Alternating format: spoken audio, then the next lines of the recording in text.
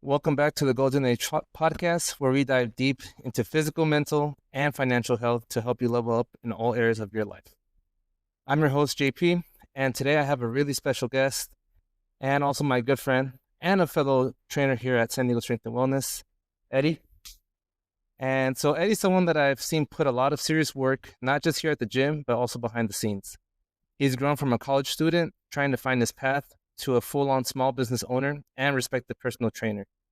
On top of that, his family runs one of the most well-known taco chains around, which might have a little bit something to do with his drive for ownership. So we're going to unpack this full journey, how he got started, the highs and lows, and the mindset behind building a life and business that aligns with his passion.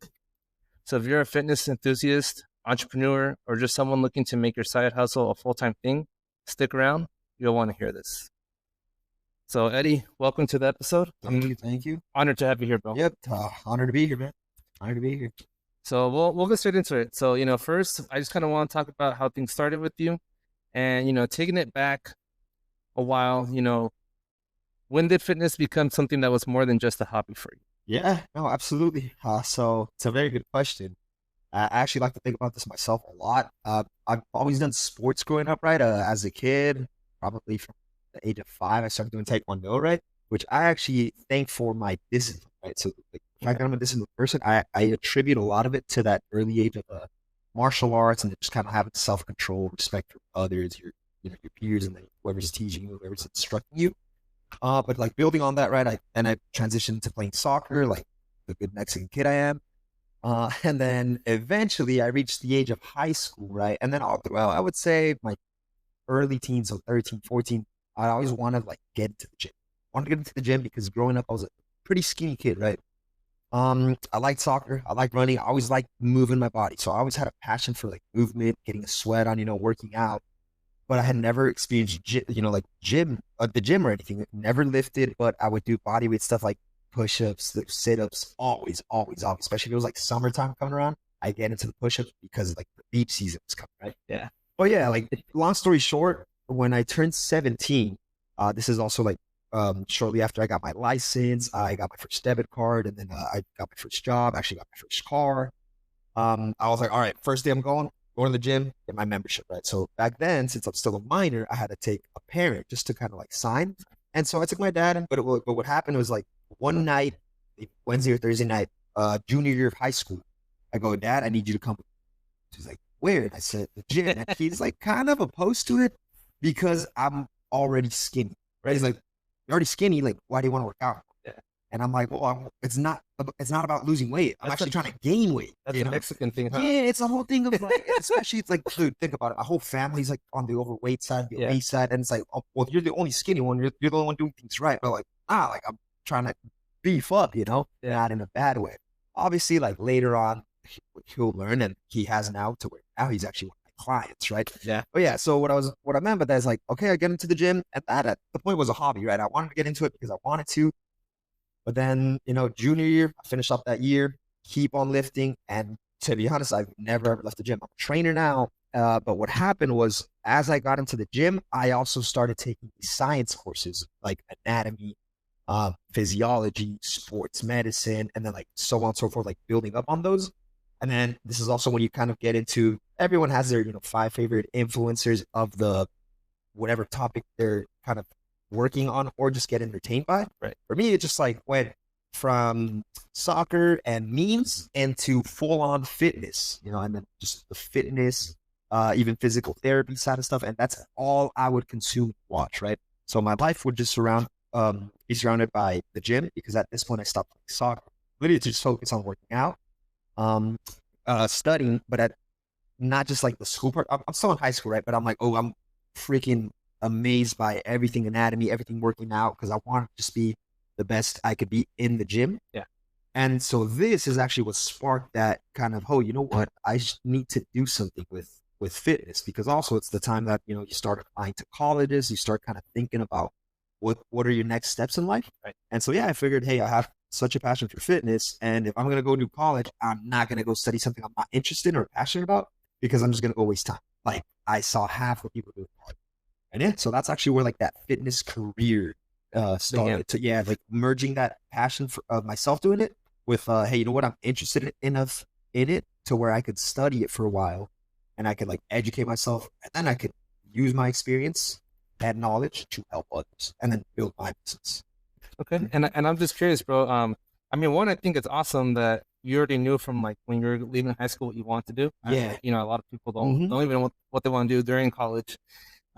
So what did you get your bachelor's in? And did you necessarily think like, you know, were you going to be a personal trainer or were you aiming for a different aspect of Right. fitness? What Yeah. was kind of your idea going? Yeah, no, absolutely. That's another great question. Like what happened actually was in high school, right, when I got into sports med, the sports med coaches and teachers, shout out to them, Coach Reddy, Miss Creel, um, they're actually like were the athletic trainers of the school. So that's actually what I want to do, right? So, and for anybody who doesn't know what an athletic trainer does, it's that team or sports medic that you see on the field that is wrapping ankles, that's like caring for injuries and kind of rehabbing athletes. That's the route, right? So that was my original plan because I would see what they do. I'm like, dude, I want to do this. Like, I see myself doing that. They're lovely. Everyone loves them. Everyone will say, everyone who has them will say it's like their favorite teacher. But then it's, to me, it was super cool, you know, watching the ankle wrapping stuff, watching the wrist taping, and all of this stuff. Because like, yo, look, me coming from a sports background, I'm like, dude, I want to do that. So that was actually my plan going into college. I was like, hey, you know what? I'm going to go in and then study kinesiology. And then shortly after, right after, I get a master's or I'll go into some sort of program for me to get certified and then or board certified to be an athletic trainer. And a long story short, right, like the training was always kind of in the back of my mind because I was like, oh, you know what? It's, you kind of think about, hey, this is something I could do on the side, right? But eventually it came time, just like when high school, it came time to apply for colleges. Now in college, it came time to think about like further steps, hey, master's degree, doctorate degree, like I'm doing. Yeah. And I actually started, man, I started going through applications for programs at different schools of athletic training. And through this application process, because I had all my prerequisites right, I had everything basically done. I just needed to like apply, see if I get in, and let's do it. I kind of started thinking back, and I started talking to like my best friends, my parents, my grandparents, and but I honestly came over to the realization that's like, hey, you know what? It's already been 4 years of school, and not that I hated it, I actually quite enjoyed school, and I think I actually went in there and learned a lot, but I was ready to stop school, right? Because at this point, I was like, all right, hey, I was blessed enough to actually get a full scholarship for college, so I didn't pay tuition at all.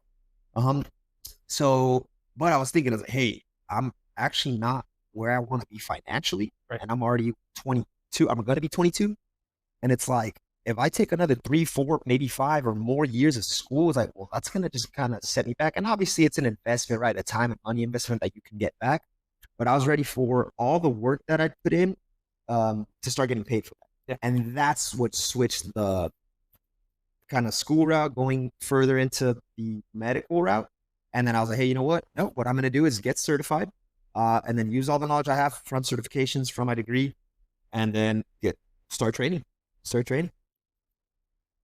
So then kind of going now a little bit more into your, you know, your first days as a personal trainer, you know, tell us about your first job at the first gym that you were at Yeah. and how that experience was like. Absolutely. So my first job was actually at a gym where I interned my last semester of college. Shout out to them, Latitude 32. You guys have a special place in my heart. Trevor Gilbertson, owner and head coach. I actually like to think about it all the time. He gave me my start in my fitness career, right? So what happened was in the last year of my kinesiology program, we're supposed to get a sort of internship in the line of work you'd like to get, right? So by this point, I had decided, hey, I'm going to go into training. So then they kind of point you different directions. Hey, you could do this gym, you could do this place, you could do this clinic, right? And then so I stumbled upon Latitude 32. So I come in there one day, right? This is a gym, functional fitness, and it's kind of like a group fitness setting, so big classes for everybody. But I would say it's like an ideal setting for whoever wants to get into the gym and fitness, right? It's big, so it's not like you have attention on you because it's just like everyone's doing their thing. Yeah. But it's tight enough to where the coach will give you that attention you need. So it's kind of like the best of personal training and the best of group fitness in one. And so that's where I started, right? Starting interning here, just kind of shadowing the coaches because thankfully I had like the book knowledge of anatomy and physiology, and then I've been working out for 3, 4 years now. So I know what it is to train and then what it is to see people train. But I didn't know how to coach someone up on, hey, like, this is how you do a squat. And it's like, hey, some people can't do a squat. It's like, what do you do then? And it's like, oh, hey, this is a row. It's like, yeah, simple enough. But like some people just can't pull or they're not strong enough to pull their body weight or a 20-pound weight. And so this is where I learned how to coach. And then, so that was my first job. Started learning like about memberships, a little bit about sales, and then how it is to basically retain and then be the right fit coach side and person wise with clients and coaching. And what were the biggest lessons you could say that you took from that first gym? Yeah, no, there are so many, right? It's like I can't even put a number on them, but I would say the biggest thing was community, right? So that gym, like I said, I hold very dearly in my heart. The community built in that gym is unmatched to where the culture of the gym is just super friendly. And then it's actually the coach's job to know every single person by name. And I love it. So this is a big challenge for me because I'm terrible with names. But yeah, it's like, 30 people classes. And then as soon as someone walks in, before they take the third step, you already want to greet them by name, Yeah. And then so it's like community, relationships, right? Because that actually also taught me that building the relationship with those clients and those members and people coming in is what was going to basically make you successful. Okay. Mm-hmm. And when you were there, bro, were you more like an employee of there or were you like more like an independent trainer? Yeah, no, I was definitely more of an employee, right? So I started off as an intern to Shattered. And then shortly after, when I got to my certification, I got hired, right? And I stayed there after college. So I was an employee of the gym. I'd get paid hourly, basically by class. Like, hey, you get paid this much by the hour, this much by the class. The classes are an hour. And thankfully, I had the freedom to use the gym for personal training, right? So if someone wanted to like get some extra work besides their classes, I could do that with them and just order that personally, or bring someone from the outside, right? But yeah, so that was it. The only thing is, what happened there is since it's a class-based gym, I had to work around the class if I wanted to do personal training. Yeah. Okay. And so at what point did you kind of decide that you wanted to no longer just kind of be like an employee, but kind of like be your own business owner? And did that have anything to do with you coming over here to San Diego Strength? It had all of it. And then that's another story. Like, I didn't even touch this because I don't think it's the main part of the story, but I love it. As you know, I've worked in restaurants growing up, right? So all throughout college, I would work at a restaurant, right? Different ones here and there, because it was just like a very, not easy, right? But simple enough way to make money while I was doing my studies, right? And then keeping my workouts up. It was just like, hey, you know what? 3-4 shifts a week, get my money. And then now I'm good. I can get my protein. I can get my groceries. I could get around. And so at this point, actually, when I'm working at that class gym, I'm also working at a Brazilian steakhouse, which I told you about, right? So then what my gig was right after college, this is the summer of 2024, right? So I'm working at the restaurant, basically like weekend nights and then 1 or 2 weeknights. And then the rest of the time, I'm working at the gym, giving classes and trying to get clients. I had like 1 client at the time, maybe 2, and they just kind of alternate 1, 2, 1, 2. So not a lot. What happened to that restaurant is that actually burnt down. Right. So that just shut it off. And then, so think about it. That might have been half or more than half of my income just like stopped. And like I said, at this point, I was kind of starting to get 1 client, 2 clients at the time. And I knew that's what I wanted to do eventually. And my plan was always to, as I get my personal business up, little by little, I'll be leaving the restaurant scene, right? So it's like at this point, let's say restaurant income, personal training income, and like as those even out and then kind of surpassed, I would see, do I want to stay in the restaurant industry? And then if I don't, just kind of leave it because I'm already good, right? I'm set with the training. But what happened was like, I'm here and then this just happened. So now I was here, that happened. So now I got to come over here somehow. And then that's actually, as soon as that gym closed down, I'm like, all right, like, I don't want to join another restaurant because I like that one. I was like in a good position myself. Like, it was a good job. So I was like, I don't want to build up again. Instead, I would rather put my time into building that personal career, right? So I was like, all right, I'm going to look around for gyms. I'd already been looking for some because I've talked to you about this. I got the Show Up Fitness internship / certification. I had just finished that. And then, so thankfully, shout out to you guys, Chris, Megan, Show Up Fitness, best personal training certification in the game, hands down. If you're looking into training or getting to be a personal trainer, that's the route. No questions asked. Well, yeah, so they actually showed me how to look around for gyms. We went to some. Unfortunately, they were just a little bit far from home. right? So then eventually I remembered that I happen to know who Ben and Denise are. And I stumbled, I came over, I talked it up, and now I'm here. I was like, hey, I need a place to build that business. And we've been here. Yeah. We've been here for a few months now. It's been good for you, bro. I've seen the progress that Yeah. you've made. I feel like I've learned a lot more from you Oh yeah, during the time that absolutely. you've been here. And now, kind of moving on to the next segment, I want to talk a little bit about focusing on entrepreneurship and also like kind of like the influence that your family had on Yeah. you. So, a lot of people who are watching this, they probably don't know, but your family actually runs a very successful taco chain, Tacos El Mhm. Poblano. So my question to you is, did growing up around business owners kind of shape your mindset and the goals that you had? Yeah, I would say definitely. Um, I would say like yes and no to where I actually never worked at the family shop, right? As a kid, obviously like that's all I wanted to do. Um, but with my parents, what happened was they didn't want me to work in the family business. And I thought at the time it was just like, oh no, they're just gonna like they're I think that they're thinking I'm just not gonna work because it's like, oh, it's the family business, like, oh, I'm already set, I'm the boss sort of thing, which I would like to think I wouldn't have done. But later on, I was like, it was more so them looking in the long run of like, hey, no, like you have potential for more, you know? So I would say that was more so the bigger influence. And then also like what you said, kind of like shaping, yes, because I would see grandpa, who's the founder and owner of the shop, and then my uncles, my dad, put work before it, right? To where it's like, if we had a nice life, it was because they worked so hard, right? And it's like, hey, it's like, no, you don't just doze off, like you don't just go have fun. Look, it's work. You prioritize it because then you get to enjoy, the fruits of labor. So I would say that would be the biggest takeaway I got. Okay, cool, man. And is there anything that, from watching how your family ran their business, is there anything that you kind of took note from that and applied it to yourself? Yeah, I would say the biggest thing going back to like that relationship building, right? To where um everyone and everything, it could always be an opportunity, right? So you never know who you're gonna meet. So hey, be the best you can be polite, be respectful, and then but more importantly, like provide the best service you can. Exactly. And I mean, that kind of ties into this next question where, do you ever see similarities between food service and fitness when it comes to delivering value and building Oh, dude, relationships? 100%. Yeah, yeah. Because to be honest, if you've ever heard the expression like everything is sales or every interaction is always like an opportunity. Same thing, man. Like I said, growing up, working at restaurants, um, I already, and then like my family coming from a business owner ownership, like I knew that it was always top priority, like give good service and like come off respectful, come off polite, and then come off as someone that's like, hey, you know what, like that was a lovely guy. I was like, hey, you know what, that was a really good experience. Yeah.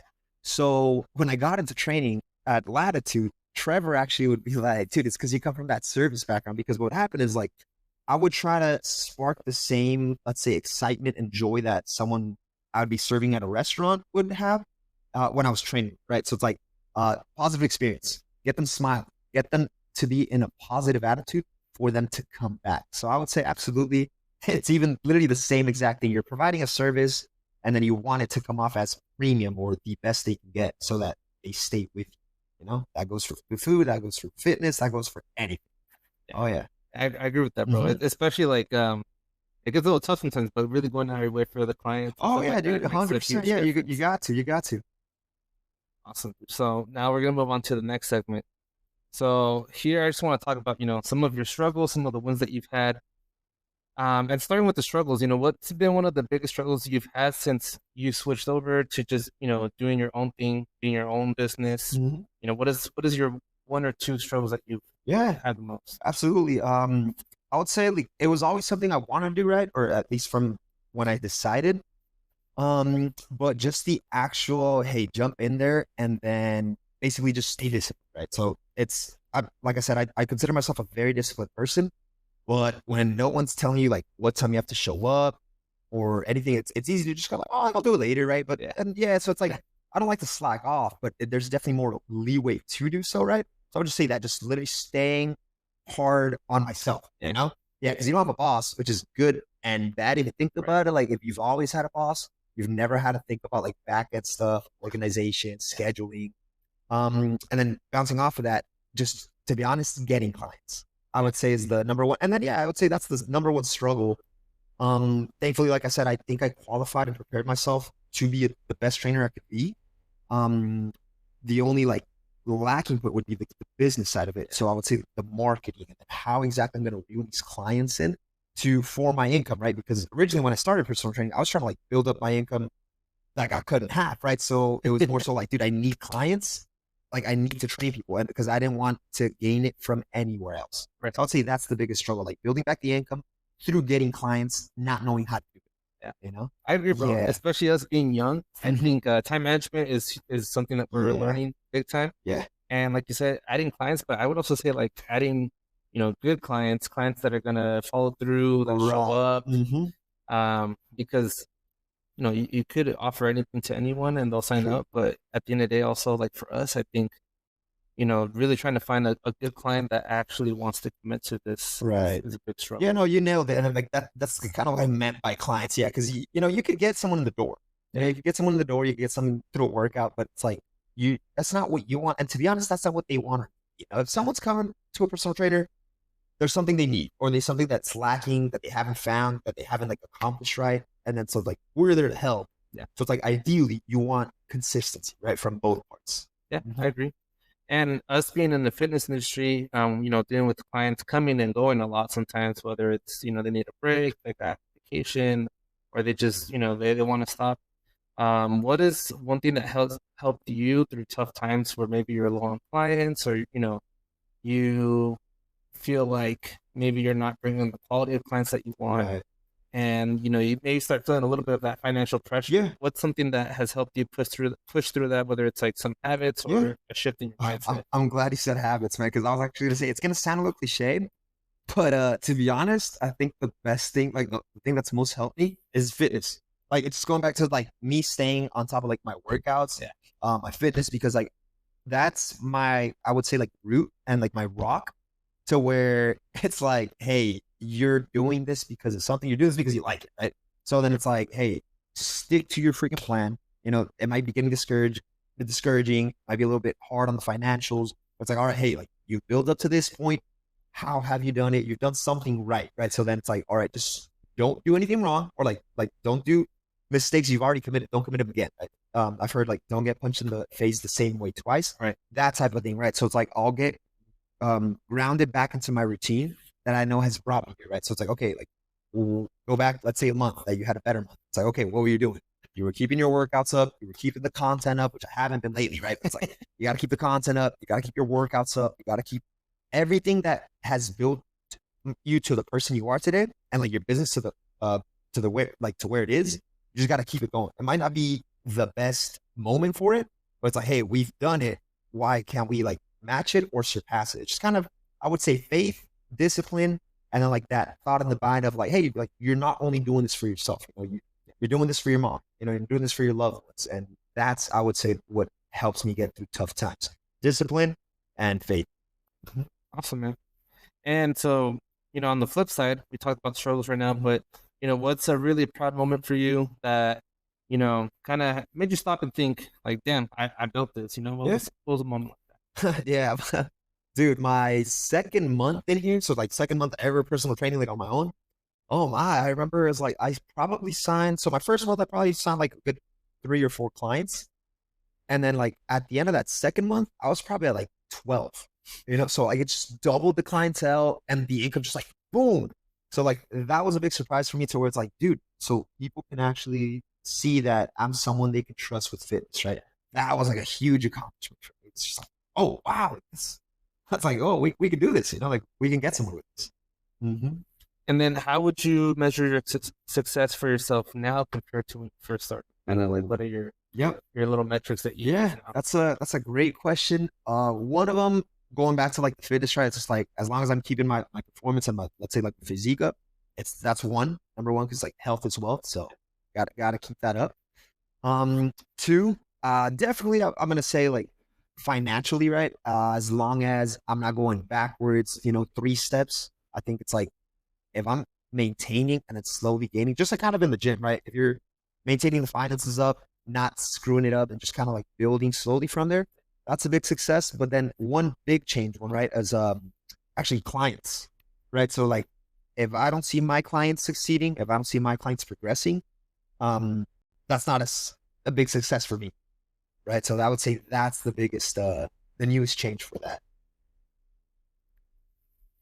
Alrighty. Now, moving on to our fifth and final segment, bro. So we're gonna, a little bit of some reflections and some advice that you might have for other people. Looking back, what would you tell yourself back in college, who's just getting started in fitness? Like, what kind of advice would you give yourself? Nice. Yeah. I would say keep going. I would say keep going and then remember the bigger picture, right? But off of that, right? That's once they decide what it is they want to do. Right. So yeah, that I would say that's the biggest thing. And it's tough, right? Because like you said earlier, we're young. We don't necessarily know what we want or can do. Yeah, it's tough. And like I see it happen so much. But to be honest, like we just gotta kind of grind it out sometimes and we gotta think it out, right? So like the mind also has to grind. And I'll say that's the biggest piece of advice. Like decide, even if you end up changing it, but decide in the moment what you're going to be doing for you and for the ones you love, right? Because that's what it comes down for. And then because I say that because once you decide that, then you know what to persevere in, then you know what to continue. So like find that base and then build. Okay. Mhm. And specifically in regards to fitness, what would you say or what advice would you give to someone who's passionate about fitness, but they're not sure about going all in on it as a career? As a career, okay. And so like someone who wants to get it into Yeah. fitness as a Yeah, career. someone that's thinking that maybe Ooh, yes, I would say it's like the nerd in me, but like don't ignore the books, right? Like don't ignore the knowledge, don't ignore the tried and true. So certifications are great, get certified, but don't think that a certification makes you an expert type of thing, right? Yeah. So where it's like we might not ever be experts, right? But we're always learning, right? So it's like we gotta stay kind of humble in the approach of like, hey, you know what? I know something, I could help someone with something, but I don't know everything. Yeah. Right. So I would say that's the biggest thing. Just kind of like continue learning and then continue applying these things that you might see as cool. Apply them. Now you see them as knowledge. It's like just kind of keep humble with it, stay learning, and then stay hungry. Stay hungry. I like that, especially I can relate to that where I feel like every day, like I learn something new, Right, whether it's right. from you, from Ben, Mhm. from Caesar, Alan, Denise, Yeah, anyone in this gym. yeah. I'm always learning something new. And I think, you know, getting your certification is the first step, but Right. like you said, it doesn't make you the full on Right. expert. Yeah. And then going off of that, right? It's like, yeah, so like keep learning. You never know who you can learn from. But another thing is not even on that fitness side, right? Don't think that like all the because this like kind of what happened to me, like the fitness and then the anatomy knowledge and everything makes up for the business, right? Because yeah, like Yeah. that'll get you. It could get you clients, and you know how to train, but do you know how to build the business? Do you know how to manage income? Do you know how to, let's say, buy stuff for your business? How all this stuff? I would say is just as important. So like stay hungry, but for both the fitness knowledge, the business knowledge, find that in between. And that would be a big one. would you say it's worth investing in and learning on both sides, both fitness and how to run your business? Absolutely, absolutely, yeah. If anything, and the thing is, what's cool is both of them can be done investing in, let's say, courses, mentorships, certifications, but also like through jobs. Like for example, I learned a lot of sales through retail, and through like restaurant service, right? Because like going back to like the relationship, or the relation between the fitness, the food business, it's all about like building, building, building, building. So it's like take concepts and then kind of change it within the context of things, right? So exactly, yeah. But yeah, absolutely invest in yourself, invest in your learning. Sweet. And so last few questions here, bro. Where do you see yourself and your business as a whole kind of in the next couple of years? Yeah, absolutely. I see myself owning my own gym at some point, or like doing something to where it's like my own thing. I'm already doing right to where it's like my personal training business, building my clientele. But I would like it all to like go back to something that's me, right? Something that's mine. So definitely my own gym. Maybe even if it's just like a studio, right? Or like different little studios for different types of classes, which are kind of like popping right now. But yeah, like I would absolutely like to, let's say in a few years 3 to 5, have my own thing going, have my own fitness clinic, with a bunch of weights, a bunch of machines, and a bunch of space. Basically, just like create the spot that I would want for everybody. So like there has to be something that hits for everybody. Hey, this person likes doing this person likes doing that, this person likes to come talk. I want that. I would want my center to be the center of it.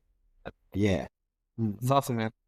And so last question here, what habits or routines do you think have made the biggest difference in both your fitness and your business journey? Yeah. Number one, I'm gonna say, like, I'm super biased to this, right? But it's like it's tried and true, at least for me. Nutrition and fitness. To where I've been now for 5 years, right? Consistently being mindful of what I eat. Obviously, I'm not the strictest person with a diet, right? No one's perfect. And I like to go out to restaurants with my family, have fun. But yeah, like keeping that base of, I'm just like little talk points, high protein, high fiber, good hydration.